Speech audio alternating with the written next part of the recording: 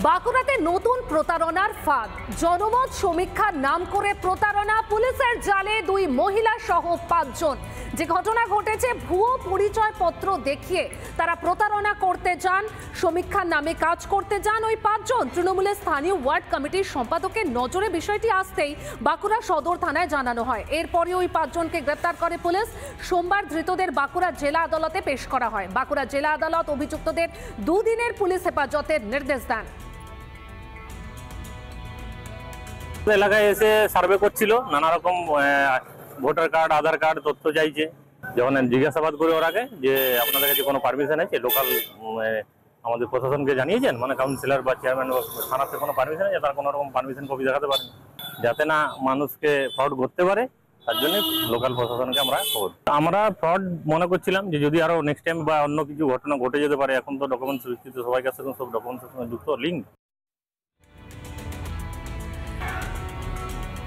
মুর্শিদাবাদে walk of আইনের বিরোধিতার নামে চলেছিল তাণ্ডব। সেখানে একের পর এক হিন্দুদের বাড়িতে লুটপাট, ভাঙচুর, অগ্নিসংযোগ করা হয়েছিল। মুখ্যমন্ত্রী আশ্বাস দিয়েছিলেন ক্ষতিপূরণের, কিন্তু আশ্বাস দেওয়া হলেও এখনো অনেক বঞ্চিত ক্ষতিগ্রস্তরা চেক পাননি বলেই অভিযোগ। আর ক্রমশই দীর্ঘতর হচ্ছে বঞ্চিতদের তালিকা।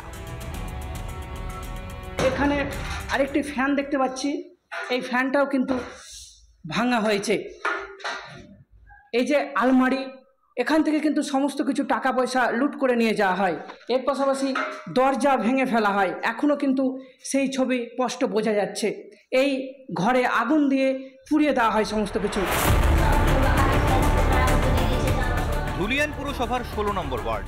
ওয়াক অফ আইনের বিরোধিতার নামে হিংসার ছবি এখনও স্পষ্ট। তারপরও ক্ষতিগ্রস্তদের একটা বড় অংশই পাননি আর্থিক সাহায্যের চেক।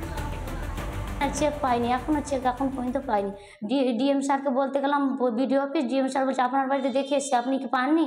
আবার বাড়ি চেক করতে পাঠালো, বাড়ি চেক করতে যে কুমুক ঘোষের বাড়িতে যে দেখে নিয়েছি, তো বাড়িতে কিছুই তো বানায়, তা আবার দেখে চলে আলো, আর কিছু চেকের কোনো পরামর্শই করে না। আরেক ক্ষতিগ্রস্ত কাকলি ঘোষের বাড়ি থেকেও লুট হয়েছে গয়না বাসনপত্র। প্রাণ বাঁচাতে পালিয়ে যান তিনি। দুষ্কৃতীদের ছোড়া বোমার ঘা থেকে অল্পের জন্য রক্ষা পান স্বামী। এই বাড়ি ছেড়েই পালিয়ে গেছিলাম আমি। আমার বাড়ি আমি তখন দেখিনি ঢুকতে, অন্যদের বাড়ি দেখেছি, ওদের বাড়ি। আর আমি বাড়ির থেকে আমার ছাদ দিয়ে ছাদে সেট করা আছে, একটু মধ্যে ফাঁক আছে, আমি ওই দিয়ে টপকে পালিয়ে গেছি। প্রাণ ভয়ে চলে গেছি? হ্যাঁ, পালিয়ে গেছি। আমার এক হাতের লেগে আমার স্বামীর গায়ে বোম লেগে যেত। মুখ্যমন্ত্রীর আশ্বাস মতো খাবার হাঁড়ি করায় পেলেও জোটেনি আর্থিক সাহায্য। 3 মাসের খাবার দেবো বলে এলো, তো বন্ধ করে দিয়েছে।